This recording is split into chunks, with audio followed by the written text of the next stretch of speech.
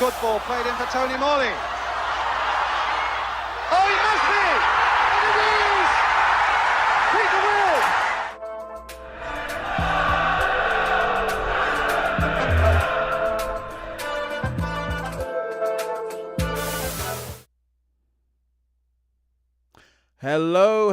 Hello, and welcome to Gather Round Again, an Aston Villa podcast brought to you in association with underagaslitlamp.com. We are here live on YouTube, and I am joined by the erstwhile at K2 Villa himself, Andy. Hi, Andy. Hello, Craig. Hello, everyone. Mixed fortunes this week, isn't it? Mixed fortunes this week. How are you doing anyway? Oh, I am bewildered and confused, but we are here and I am just pleased to have some time out in my day to talk all things Aston Villa. So yeah, as you say, Andy, a really mixed bag this week. The week obviously started off very nicely indeed with a beautiful 2-0 win against local rivals Wolves. And as we record now on Thursday, April 4th, we just took an absolute hiding at the Etihad, 4-1, a Phil Foden hat-trick as Unai Emery rang the changes. We're going to talk about both games on the show today, and we're also going to give you a quick preview of the Brentford clash coming up on Saturday afternoon. I believe is a 3 p.m. kickoff at Villa Park, which might be the last one of those this season. And yeah, let's get straight into it, Andy. So let's go back a week. It is Aston Villa. We're lining up against Wolverhampton Wanderers. Both teams, although we don't get any credit for this, and we'll talk more about this in terms of the coverage of the Man City game, both teams with some serious injury problems, some really depleted ranks. Lots of people were expecting to see Tim Urugbunam start for the suspended John McGinn, but we saw yet again a midfield double pivot of Douglas Luiz and Yuri Tillemans. Emery Martinez continued in goal, and obviously the back four almost picked itself with the injury to Matty Cash on international duty, which I believe you and Daniel spoke about on last week's show, if memory serves me correctly. And the forward line saw a bit of a surprise. I think for just the third time this season, correct me if I'm wrong, Leon Bailey and Moussa Diaby started in attack. Ollie Watkins was there as well, of course. What did you make? You were there last week at Villa Park. It might seem like a distant memory now. It looked like with Morgan Rogers in the attack as well. There was to me it looked like we had 4 forwards on the pitch. No specialist holder midfielder. It seemed like Unai Emery was going full guns blazing for the Wolves, Andy. Yeah, very attacking lineup, wasn't it? As soon as the team came out, it wasn't, say, just obviously Watkins, Diaby and Bailey, but Rogers there on the left-hand side as well. And even picking Moreno on the left, sort of more of an attacking player perhaps than Luca Dean. So yeah, really obviously just going for it really at home against a Wolves team which was missing essentially all of their attacking players and just trying to take advantage of that, wasn't it? It was exciting, it's good to see, and I don't know whether I mean, you wouldn't say Unai Emery necessarily plays with a handbrake on at all, but he likes to make sure all the bases are covered. But this one felt like he was really trying to go for it at home, and it's very, very positive team selection, I thought. Yeah, absolutely. It was all guns blazing, but it actually didn't start so beautifully for Aston Villa. I think it's fair to say that the Wolves had the best of the kind of early runnings. Morgan Rogers and Moreno were struggling to deal with the switches of play to the right-hand side there, and the Wolves' right wing-back, I want to say it was Semedo, could be wrong, was kind of having the freedom of the city basically to maraud up and down that flank. And it seems as though both Moreno and Rogers, and we'll get onto Moreno specifically, because I think he had a difficult afternoon. It's been kind of muted. They were really struggling on that left-hand side to contain the Wolves' threat, and it seemed as though that was something that a weakness, if you will, that Wolves and Gary O'Neill had specifically targeted, Andy. Yeah, I think absolutely. They created a number of overloads down that side, didn't they? And got in behind Moreno on a number of occasions. I mean, I actually thought Rodgers was doing quite well defensively. It's probably the best game I've seen him have from that side of the game. Off the ball, sort of helping out his fullback. But I think such was the sort of planning and the way they actually targeted that side. I think they didn't really have a chance. I felt like Moreno towards the end of the half, did kind of get a little bit tighter in that area, and we did look a little bit more comfortable in the second half of the first half, and it was it was a little bit better, but yeah, Moreno definitely had an afternoon to forget. One of his poorer performances in a Villa shirt, I thought, but. Yeah, he was name checked by Unai Emery in the post match press conference as well. Unai Emery commended the fact that Moreno was getting into exactly the right areas to hurt Wolves that he was supposed to get in, and that the system was set up to get Moreno in space, and that happened and it worked. But Moreno just couldn't find the final pass. Moreno's obviously had an injury hit campaign. He had a major hamstring injury. Missed the first half of the season, has missed pre-season, obviously, has only really now started to get a run of games coinciding with Luca Dean going down injured as well, kind of at the top of this year. But it is fair to say now, Moreno has had a run of games, has had some time to get up to speed, you would think, but does not seem to be quite the same player. Is it too simplistic, Andy, to just say this is the hamstring injury and has just weakened his confidence, or he hasn't gotten to a rhythm, or is it something a little bit more sinister, do you think, with Moreno? Because certainly he was one of our stars at the tail end of last season, and at the moment, lots of Villa fans, including this one, think that Luca Dean should be starting. What's your position on Moreno and also Luca Dean? Yeah, I agree. Luca Dean should be starting. I think he absolutely earned his place as the number one left back at the club during that early part of the season when Moreno was injured.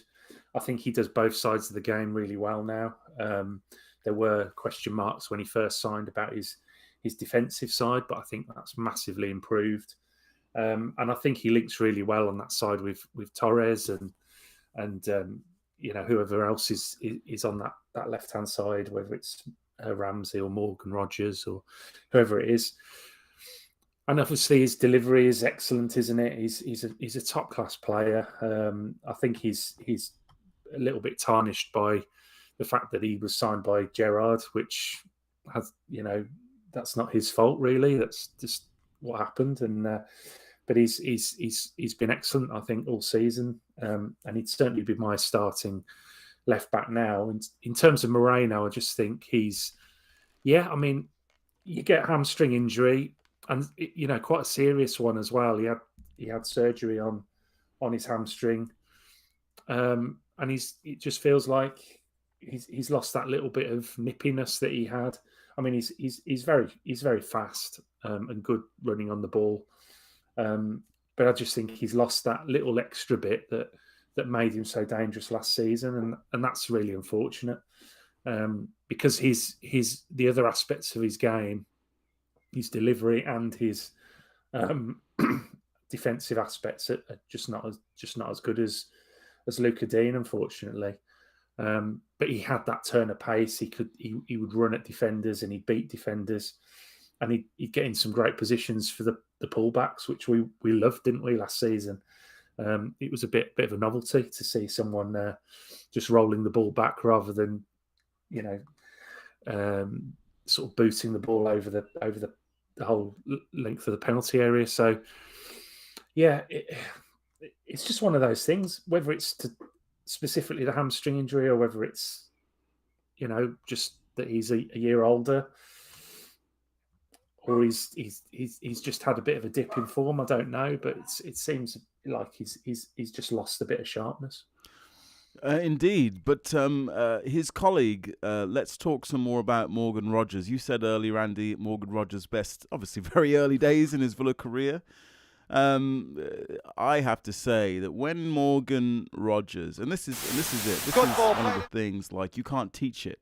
There's certain things in terms of Rogers' development which he will learn, and he's developing all the time. And I think he's already, he's sitting under Unai Emery's learning tree, and we're going to see this guy develop. And Unai Emery said himself this week that Rogers is playing more than he expected would happen because of our ravaged kind of squad and all of the injuries. And obviously, if Jacob Ramsey was fit on that side, it's probably fair to say, with no disrespect to young Morgan, he would not be starting ahead of Jacob Ramsey at this moment in time. But what I will say is, in terms of the raw ingredients, if you're, Chef Unai, this guy has everything you'd want. He is like 6 foot plus, quick, really technically able, skillful. And in terms of ball carrying and dribbling, which is one of those kind of lost arts, I know there's been lots of coverage and bemoaning of the Man City-Arsenal game, how no one was taking any risks, no one was dribbling, no one was breaking the lines, and how it was a bit of a ball fest. And obviously with the modern defences being as structured and as tight as they are, you do need one or two dribblers in your team, like Leon Bailey, to draw people out of position and create space. But this guy's driving runs from deep. It is reminds me a little bit of a young Ross Barkley. Like, he's just fast, he's strong, he's dynamic, he's athletic, and he's got the skill and tenacity to go with it. This isn't someone who's like an Aaron Lennon used to be for Spurs, who just kind of kicks and chases it because he's really quick. Like, he's doing really skillful things with the football. You were there in person at Villa Park, Andy. Just a quick word on Rodgers. And yes, we know he has other things to develop, and he will develop those things. But in terms of those raw ingredients and those kind of bursts from deep, those attacking runs, I mean, what was it like watching him in the flesh, Andy? Really exciting, I've got to say. He had, like, as we've talked about with Moreno, he had a difficult sort of first 15, 20 minutes. But after that, whenever he got the ball, he looked incredibly dangerous. He looked like he was, like you say, driving forward, beating players, skipping round players. I mean, you mentioned Barkley. I thought you were going to say Jack Grealish. It was that kind of picking the ball up in his own half on that side, and just driving through the middle of the pitch, and essentially needing to be hauled down to stop him, really. There were a couple of occasions where he looked like he would just go all the way if they hadn't have fouled him. So he's such an exciting player. We'll talk about him, I guess, when we get onto the Man City game. But he's got everything, I think, that an attacking player needs. Like you say, the height. He's got the poise. He reads the game so well. His touch is great. I mean, when you think, they kept referring to it on the commentary last night, the fact that he was, playing for Middlesbrough 4 months ago in the middle of the Championship, and we all thought it was a bit of a strange one, didn't we? When we signed, we obviously trust Unai's judgment, but it was perhaps going to take a couple of years maybe, and it was a bit of a punt really to bring him in, but I think we've really found one here, and I think he's going to be. And I don't want to go too over the top. And he has got work to do. But on the ball, when he's got the ball at his feet, I think he's magic. He's really exciting to watch. The sort of player that fans in the ground love to see.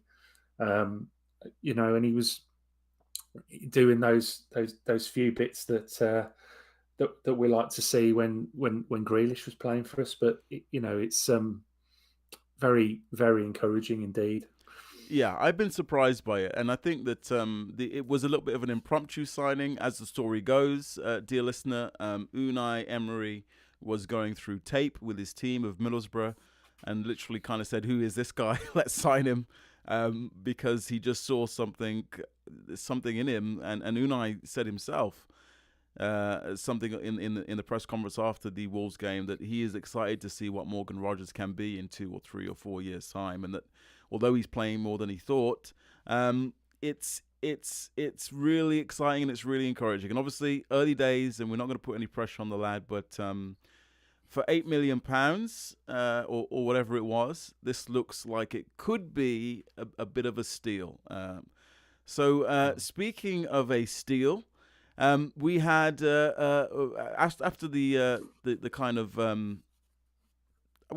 wouldn't call it an onslaught. It wasn't like Emi Martinez was forced into any kind of saves or anything. But after the first kind of 30 minutes, Villa eventually get a free kick in midfield. Douglas Luiz floats it beautifully to an overlapping Leon Bailey. The Bailey cross hits the flailing foot of a Wolves defender, and it just rolls beautifully into the path of a reinvigorated and reimagined Moussa Diaby, fresh from pulling on the blue shirt of France, and he absolutely smacked the leather off the ball and hit an unstoppable drive. Keeper couldn't get near it. I think Kilman was on the line. It just whizzed over his head before he could react. Incredible strike from Moussa Diaby, and obviously Diaby would pick out an assist later on, a very interesting assist, and we'll talk about Konsa's goal in a moment. But Moussa Diaby is he back? We did say earlier on in the season that he was one of our star players in the first few months, and then obviously he had a bit of a blip in form. But is it safe to say the blip is over and Moussa Diaby is back, and back just in time, dare I say, for the run-in? I think so. I think it looks that way, doesn't it? He's certainly he looks reinvigorated. He looks like his confidence is back.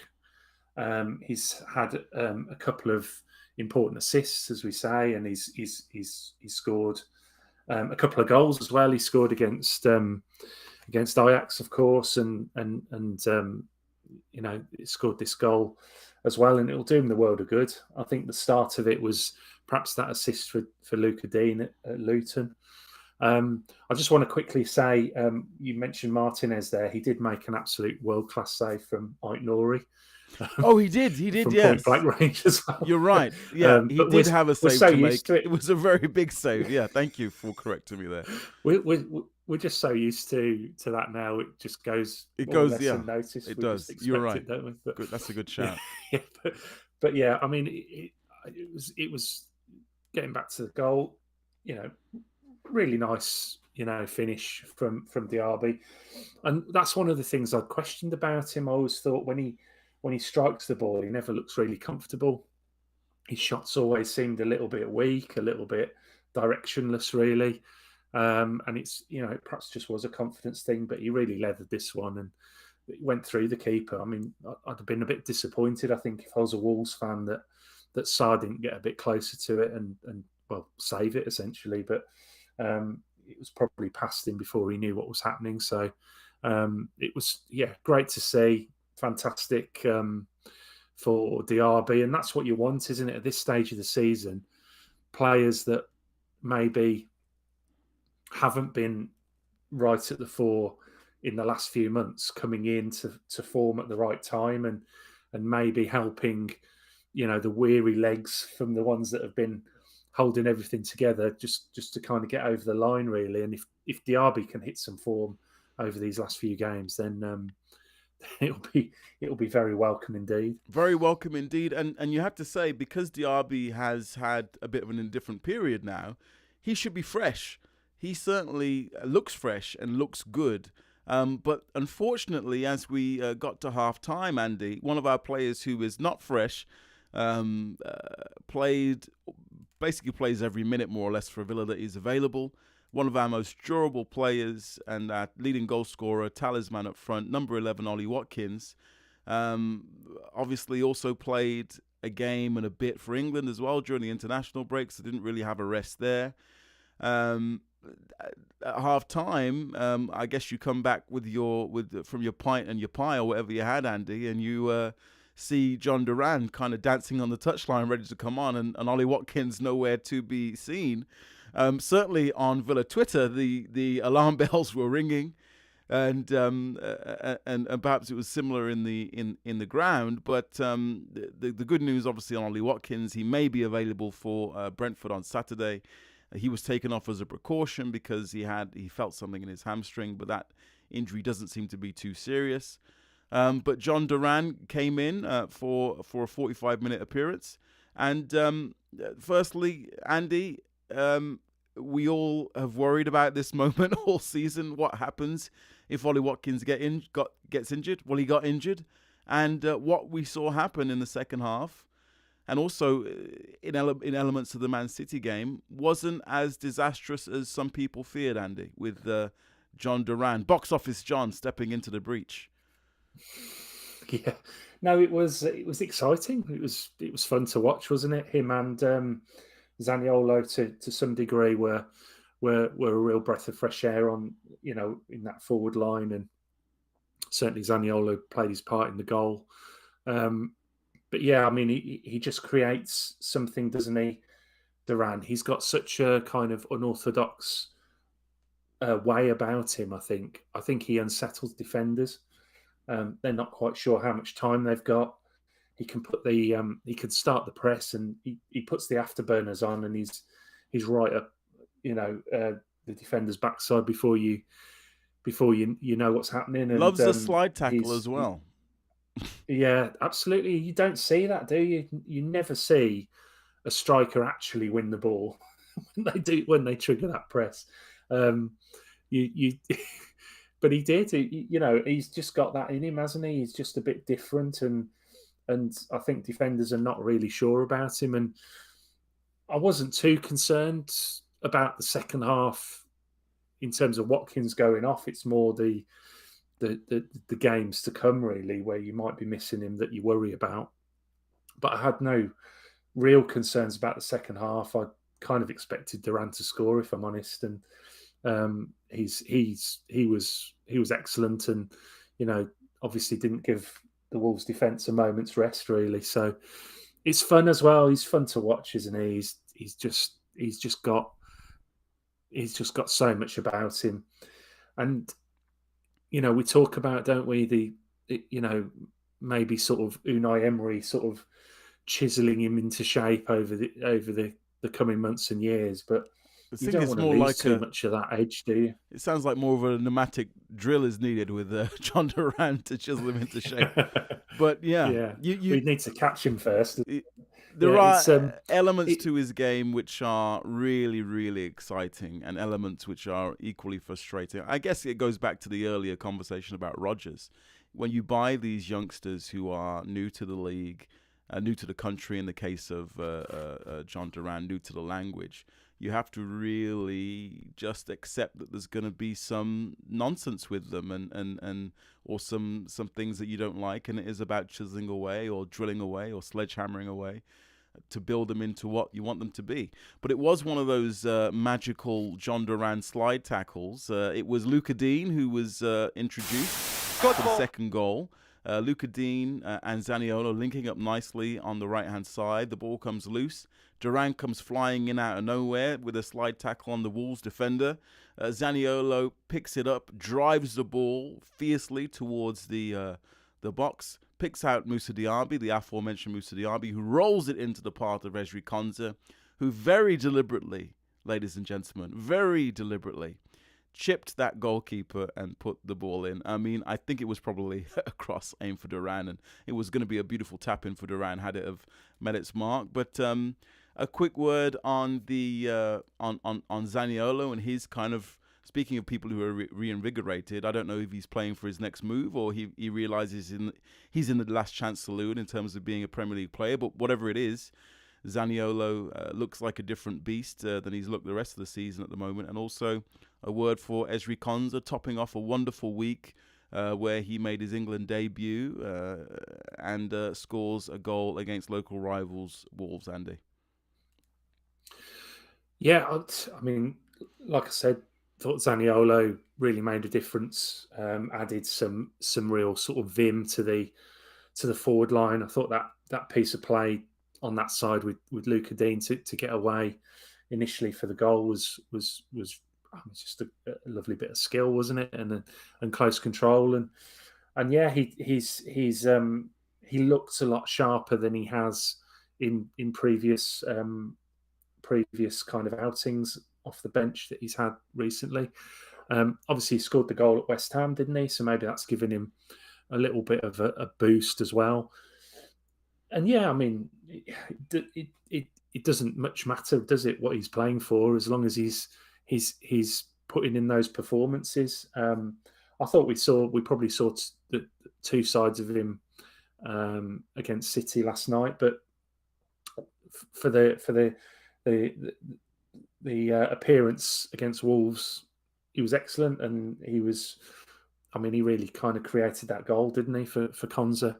Although Diaby will get the assist, which I'm sure he's very happy with. But as for the goal, it was just nice for him, wasn't it, to round off the week. You kind of expect Konza to be arriving at the back post with a header from a corner, but yeah, nice little dink over the goalkeeper from a really tight angle, which just happened to go over the line before Duran could poke it in. So no, it's great. Nice reward for him, because the thing with Konza is as well. He's kind of I'm not entirely sure if this right back position is what he would choose for himself, really.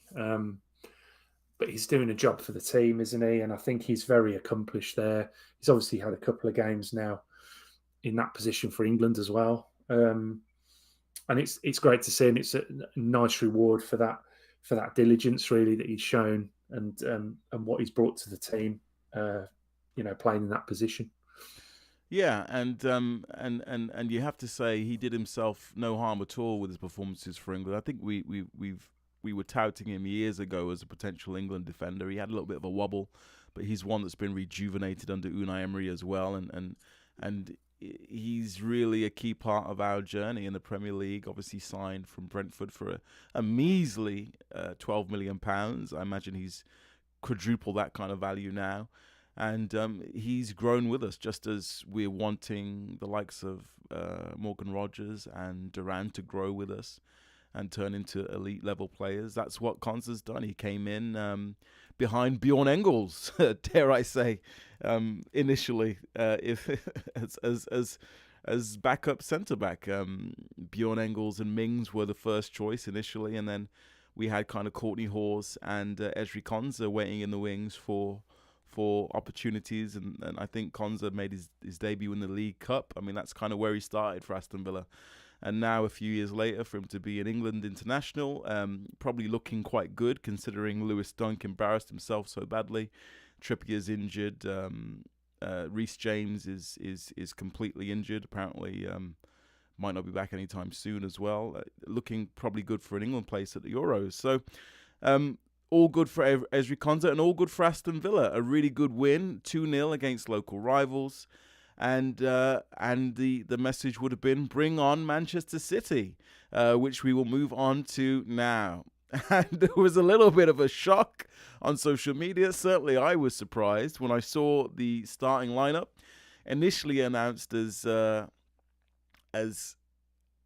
Martinez, Konza, Carlos Longley, with Luca Dean at left back, Douglas Luiz, Timo Rugbunam, Moussa Diaby, Morgan Rogers, Nicolio Zaniolo making a start, and of course Jhon Duran in for the injured Ollie Watkins. So from what was already then a depleted squad, then we get the news, I think about 10 minutes before kickoff, that Emi Martinez, the world's number one, can't play either, and the lesser spotted Robin Olsen was taking his place in goal.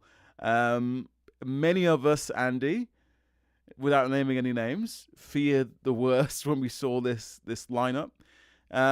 What did you share with the listeners who weren't in our group chat last night? What did you make of this starting 11 for Aston Villa?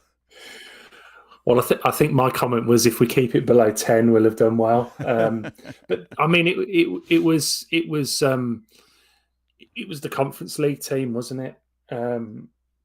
It was clearly I mean, there were obviously some enforced absentees, weren't they? I'm sure Ollie Watkins would have played had he been fit.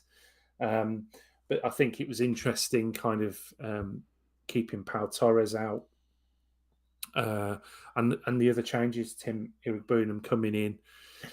You know, it felt a little bit like we've got 7 games to go. I think it's 7 games to go, 7 or 8 games to go. Yeah, I think 7 games in the league, and you know, obviously at least 2 in the cup. yeah, so it felt like we've got a busy time coming up.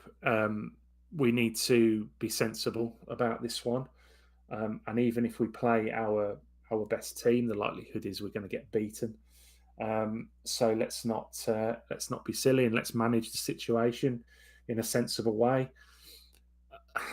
It feels a little bit like throwing the game, but you know, it's at the same time. I don't think that was the case in reality. I thought, you know, it kind of it didn't look that way, certainly for a large part of the first half. So I think, yeah, it was a bit of a surprise, and you kind of think, my goodness, this could be a bloodbath. But and particularly when the news came through about Martinez. But it's probably, if they can, you know, if they use it to their advantage, it's probably helped a few fringe players get minutes in their legs, and it's helped 1 or 2 rest as well, which is not a bad thing, and they're probably no worse off than they would have been anyway. Yeah, well, it was certainly an interesting starting 11. I think that it is like it's one of those things. We are at the point in time where we are really depending and leaning and needing people to step up and step in. As we've already mentioned on the show, Morgan Rogers was just not expected to play this much football so early. He wasn't expecting. I don't think Unai Emery was expecting him to be starting games. We have to manage Leon Bailey's minutes, we know. We probably have to also manage Pau Torres' minutes, apparently. Diego Carlos is another one who has struggled to play 3 games in a week, so I can expect we might see him drop out the starting 11 on Saturday, or if not, certainly you wouldn't think he'd play against Lille. Watkins is now injured. Martinez has a stomach bug. So there's all these little things, and they really are adding up. I think I saw online a couple of people tweeted it. I think Martin Lawrence, is it, from Who Scored, kind of tweeted a Villa 11 because obviously the national media doesn't care that we have players missing, and you know, it's not a thing. Only Wolves have injuries, or Spurs have injuries, or Newcastle. It's not mentioned at Aston Villa, which I think is largely a byproduct of Unai Emery just not making those excuses, whereas some people, Gary O'Neill, for example, might start a press conference and talk about XG and missing players, how if we had these players we would have won. That's just not in Unai Emery. And no shade on Gary O'Neill. He is entitled to conduct his press conferences as he sees fit. But that's just not a look or a thing that Unai Emery does or is going to do. So I think because it's not highlighted by the manager, because he's not pushing that narrative, people who aren't watching Villa week in and week out, or who aren't paying close attention to us, don't know quite how severe this injury crisis is. But I think the starting 11 that we didn't have available yesterday included Emi Martinez, Matty Cash, Tyrone Mings, Pau Torres. Obviously, Alex Moreno was rested also. Boubacar Kamara, John McGinn, Jacob Ramsey, Ollie Watkins, so on and so forth. Like not to mention Emery Buendia as well. Like a ridiculous list of international players and starters for Aston Villa were not starting yesterday away at the Etihad, at the home of the world champions and the European champions and the Premier League champions, by the way. And no one talks about it. No one mentions it. And part of that is down to Unai Emery. But I think it's important for us, at least in the little Villa bubble that we're in, to call these things out. Like, this man, Unai Emery, is working a absolute minor miracle with all of the injuries he's had. 3 ACLs in one season. It's unheard of. Never mind the rest of the stuff. So just wanted to kind of again, it doesn't make the way to the national media. And I think part of that is because Unai Emery doesn't use it as an excuse, so kudos for that. But I just think it needs to be spoken into existence a little bit on at least a Villa channel here, so that we can all appreciate just the beautiful work Unai Emery's doing.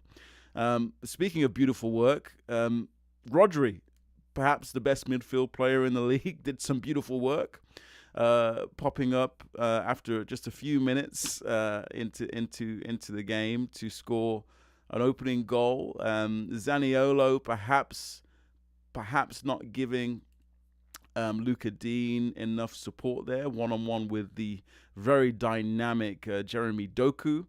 Doku rolls the ball across the box. 11 minutes gone. Rodri absolutely smashes one into the top corner. Robin Olsen, no chance. And I guess, Andy, it would be fair to say that some people may have been fearing the worst at that moment. Yeah, I think so. I think that was the point where I thought we're probably not going to get anything from this game, and it's so hard to come back and do anything at Man City when they go ahead, and particularly so early.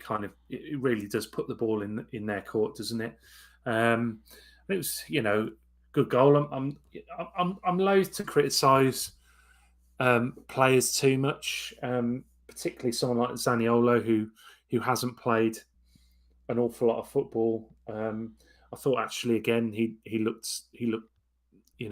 pretty good going forward. I thought he linked quite well, provided a little bit of an outlet for us, and was kind of involved in the goal by being a bit of a decoy. But yeah, I mean, it felt like one of those Man City games, didn't it? And it sort of turned out that way, really. But it felt like one of those games where they just kind of score early and run away with the game, really. Even without Haaland, De Bruyne, etc. on who were on the bench. So yeah, good goal, but I I don't want to dwell too much on how good Man City are, really. Well, let's not. Let's dwell on how good the Aston Villa equaliser was, because it's probably the last good thing that we can talk about in this game. Well, maybe there's a couple of other good things. I am always glass half full. A magical counter-attack. I think Douglas Luiz wins the ball. Diego Carlos gets on it. Zaniolo drives, gets a touch on the ball. Morgan Rogers does one of his driving runs that we talked about earlier in the show. Eventually plays a beautiful 1-2 with Jhon Duran, who's also involved in the build-up. And then Jhon Duran, the beautiful weight of pass, by the way, from Morgan Rogers. He's more than just showing that he's more than just a kind of powerful ball runner. Really nice weight of pass in between three Man City defenders, actually. He just threaded the needle there, and Jhon Duran with a finish that would that Ollie Watkins or Erling Haaland himself, who was watching from the Man City bench, would be proud of. Absolutely strokes it into the bottom corner. Goalkeeper from an acute angle. Goalkeeper has no chance, and these are three Aston Villa reserves, with all due respect, combining to score what was an incredible counter-attack goal. So, what did you make of the goal? And what did you make of the I guess resilience that Villa showed to bounce back from that early Man City goal? As you say, lots of times Man City get an early goal and they just run away with it, but Villa's heads didn't drop. We stayed in it and we scored a beautiful goal to level things up for 1-1. Absolutely terrific goals. Completely unexpected, like you say, and yeah, just you saw the best of both of those young players. Rodgers with his creativity and poise, and just great on the ball, and Duran, just doing the right thing, playing the 1-2, making the run. Absolutely brilliant finish. I have to say, I think I've watched it a few times today, and I think it's probably one of my goals of the season that Villa have scored. I just thought it was so good how it was created and finished off. That's not an easy finish, is it? And really, I mean, just really enjoyable to watch. Really great football. and just showed the quality of those players. It's I'm not sure, what we can say about it really. I think it totally shocked Man City. I thought that obviously their fans wouldn't have been expecting that. I think they were appealing for offside, and it was just absolutely brilliant, and it showed the real quality that those two young players have. Yeah, and it's really encouraging as well, that they had that composure as well to do it, and to build it and to do it. It is the toughest place to be. I mean, it is Man City. They are again world and European champions, and to rip them limb from limb like that and score such a clinical and beautiful goal, is a real positive from this. And just think of, and the other positive I'll give overall for the game, because the rest of it all goes downhill from here, is that when we had Ross Barkley on loan and he started like a house on fire and he was great, and then he started to fall off a cliff. Extracurricular activities were reported that he wasn't necessarily looking after himself and got injured, and he came back really unfit and bloated. A far cry from the trim Ross Barkley who's starring for Luton this season. Anyway, and I would get really angry on the show and be like, we are not going to sign Ross Barkley. He's not interested. He's not disciplined. He's not being professional. He was kicking water cans and advertisement hoardings when he came off. I said, we need to be using these minutes for Jacob Ramsey because they're going to be like gold dust for him. And that turned out to be true. And eventually Ross Barkley did drop to the bench. Dean Smith played Jacob Ramsey, even though Jacob Ramsey in retrospect wasn't playing very well. He was getting those minutes under his belt, and Jacob Ramsey came back the following year, bigger, stronger, and much better for it. So even though we're about to talk about not so good things, the one takeaway that I have from this game, and Unai Emery alluded to it, we're getting gold dust minutes into Jhon Duran, into the likes of Morgan Rogers, Tim Bunham, who I don't think disgraced himself at all in there with one of the best midfielders in the world, in Rodri and Phil Foden, and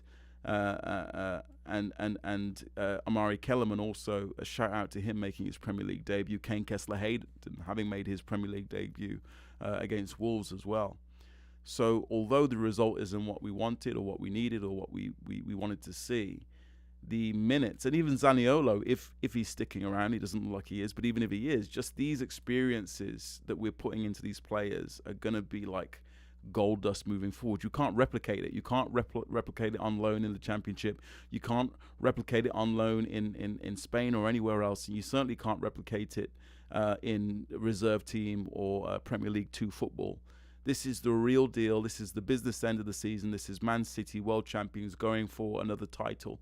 Still in the hunt for that. Still in the hunt for a Champions League. This is as good as it gets in terms of experience. And the likes of Duran, the likes of Morgan Rogers, Zaniolo, Tim Bunham, so on and so forth, are really going to benefit from that. But one thing we didn't benefit from in terms of our young players was dear old Zaniolo taking a little bit of a... I mean, I can't really defend it, so I'm not going to try. And it seems like Zaniolo doesn't defend it. But even at the Sunday League level where I play, it's kind of known that if you're in the wall, you're in the wall. I mean, that's just kind of the deal. You can cover up your face and you cover up your balls, and you try and protect yourself as best you can. But what you do not do at any level, be it under 10s, be it Sunday League where I play, or certainly in the Premier League, what you do not do under any circumstances is jump out the way and break the wall. And that mistake from Zaniolo, it's fair to say, cost us a goal. I mean, I think that Emi Martinez probably saves that, but we didn't have Emi Martinez, so it doesn't matter. So the point is, I think Zaniolo, I don't want to be too hard on him, but I think bare bones here, Andy, he cost us a goal there, hasn't he? Yeah, I think he has, but he's again, it's not great, is it? But do we kind of expect these things sometimes from young attacking players? It's it is one of those things, but there's no doubt about it that that ball shouldn't be going in the net, should it? It's right at the wall. It should be deflected away, and the fact it's gone in, obviously, it makes Olsen look a bit, a bit bad too.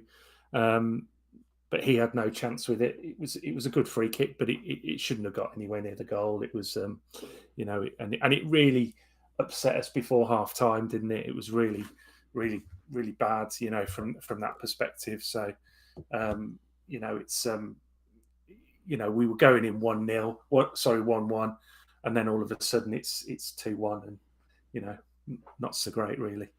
Yeah, I think the less said about that, the better. So let's move on to the second half. And Villa again showed our counter-attacking strengths.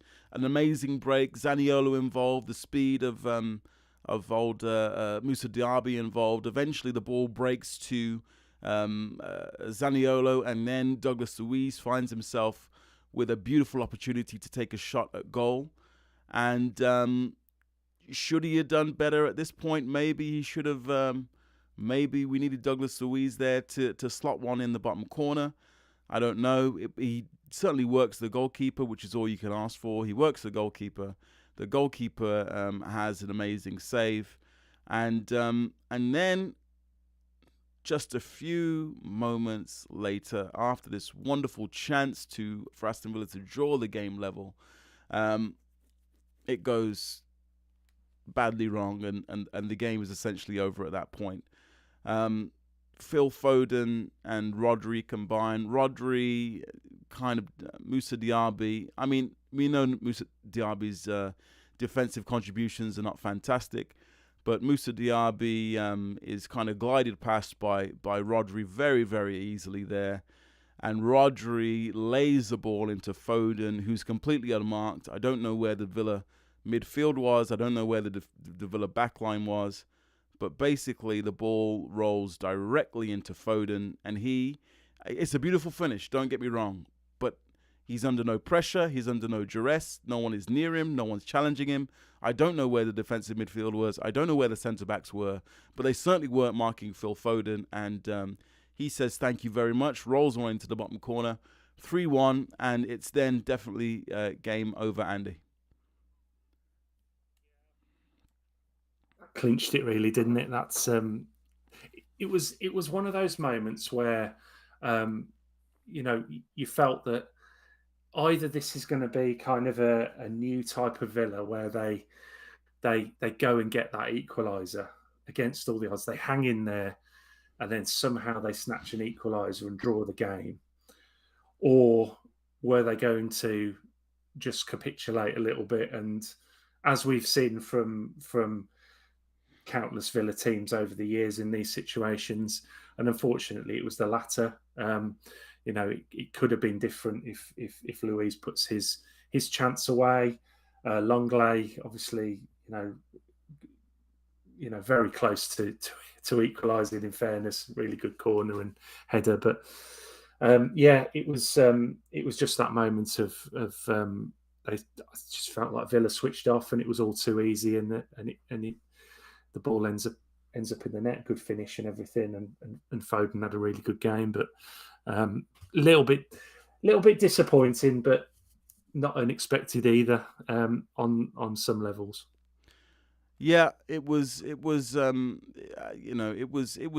of those. I think it was a little bit sloppy. You can't give Phil Foden that kind of space, and then it goes really from bad to worse. Callum Chambers really showing why he isn't trusted anymore by Unai Emery, and you don't want to be too harsh on Chambers, but he hasn't had a lot of football, but he has probably 2 or 3 touches of the ball in a team that presses as well as anyone.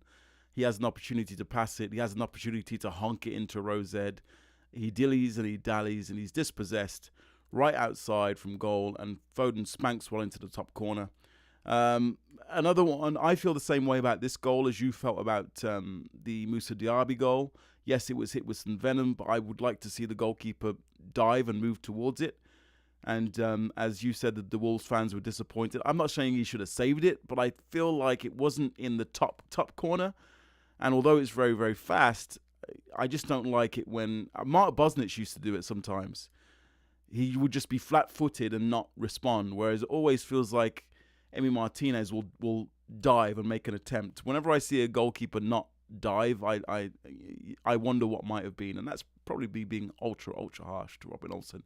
He probably doesn't save that anyway, but either way, it's 4-1, and then, with kind of 20-25 minutes to go, you really are concerned that the wheels might completely fall off, but it didn't.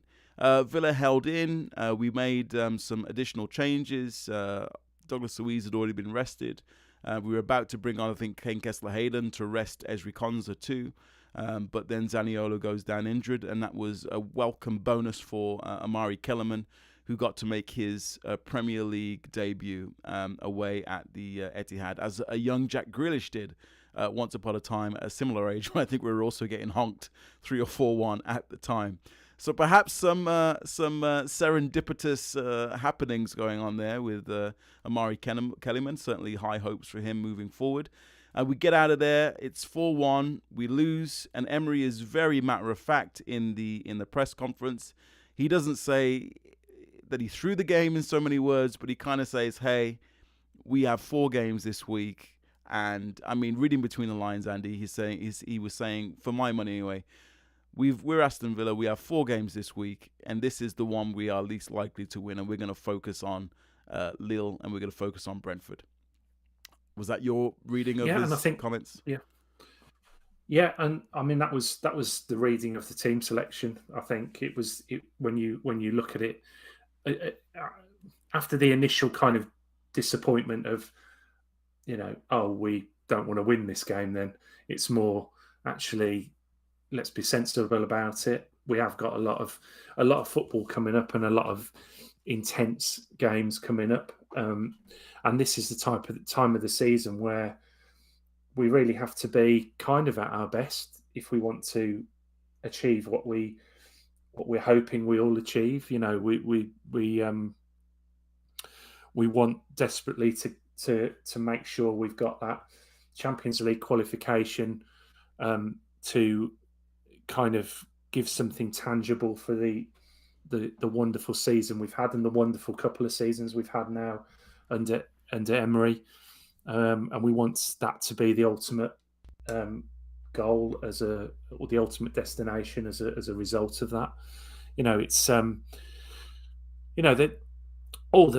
constantly breaking records, aren't we? But the latest one is the number of wins in a 38-game season, which we've drawn level now with the team last season and the Brian Little's 95-96 season when we finished 4th. And so the likelihood is that we will break that record and and get to 19-20 and hopefully 1 or 2 more as well. And it's just incredible, really, when you stand back and look at it. And we can get frustrated in the moment, I think, with certain things and little things that are going awry, and obviously disappointed with injuries and so on. But the big picture is just absolutely incredible, and it's never been this good. I can't remember it's ever been this good in my lifetime. We've had seasons where we finished second that I can remember, and obviously we've won cups and qualified for Europe and all these sort of things. But that was at a time where there wasn't a cartel of 6 clubs which dominated the league. It was easier to have a run at a league title or a European place. It's virtually impossible to get in there, isn't it? Virtually impossible, but we might be making the impossible possible. Chelsea are way back. Man United are way back. Spurs are still just about back. We are still in 4th place. And just that there, I think we've got a new chant there. You said it was so good, so good, so good. It could be sweet Unai. Good times never felt so good. So good. But yeah, it is fantastic. It is brilliant. It's a great time to be an Aston Villa fan. And you talk about those records. We have an opportunity on Saturday, just as we finish up here. Let's talk very briefly about Brentford. The Bees come to town fresh after a 1-1 draw with the aforementioned Manchester United. Ollie Watkins, we don't know if he's going to make it, but if he does make it, it will certainly be billed by the England press as Tony versus Watkins. Do we break the record on Saturday? We're gonna obviously, hopefully, have a fresh squad. The biggest news that we certainly will have is we'll have a returning meatball who will have the bit between his teeth and be eager to make amends after that ridiculous sending off against Spurs in the 3 games that he's been missing. So he should be fresh and ready to go. Ollie Watkins may be back. We don't know. Jacob Ramsey may be back. We don't know. We will learn more, I guess, tomorrow on Friday at Unai Emery's press conference. But either way, Brentford at home is a winnable game, and these are points that we need, Andy. How confident are you running into this game, and what are you looking out for on Saturday against the Bees? Can you ever be confident against Brentford? That's the thing. I mean, we have beaten them a couple of times now, haven't we?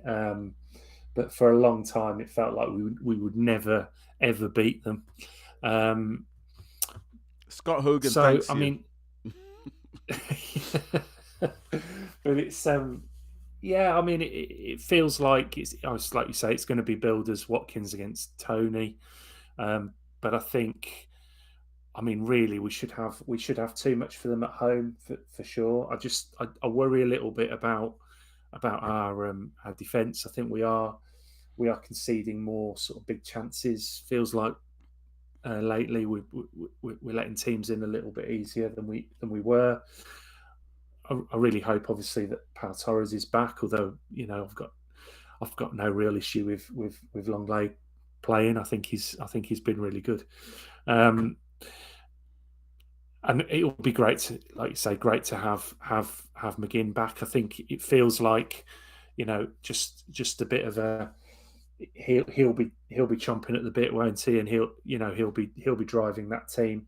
Hopefully, you know, not lunging into too many challenges, but really kind of sort of focusing on you know, making sure we're doing the right things going forward, because you know, he's been such an important player for us this season.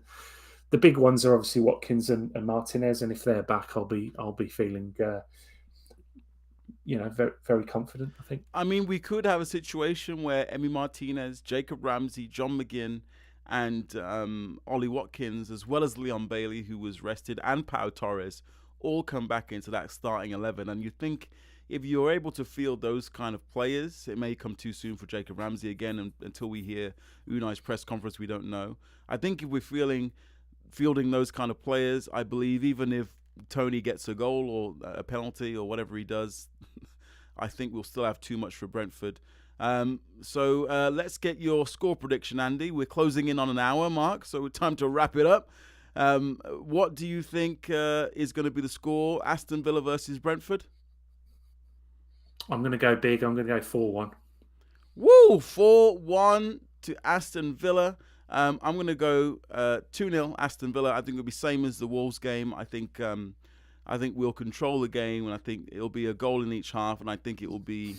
I don't foresee this being a stressful one. I think it's going to be... I just think, again, with those players back, I think we'll just have too much for Brentford. Brentford, a good side, but they've not been quite the same this season. And, I think 2-0 Aston Villa. All right, that is all we have time for. We will hopefully talk to you again next week on the typical show, reviewing the Brentford result and also previewing the Europa League quarter-final tie against Lille at Villa Park next Thursday. We will hopefully be back on this show next week, live on YouTube to review that game. Thank you all so much for tuning in. Get well soon, Ollie Watkins. Get well soon, Emi Martinez. Welcome back, John McGinn. And, of course, up the Villa. Bye-bye. Thank you for tuning in to Gather Round Again, an Aston Villa podcast. Please like down below and...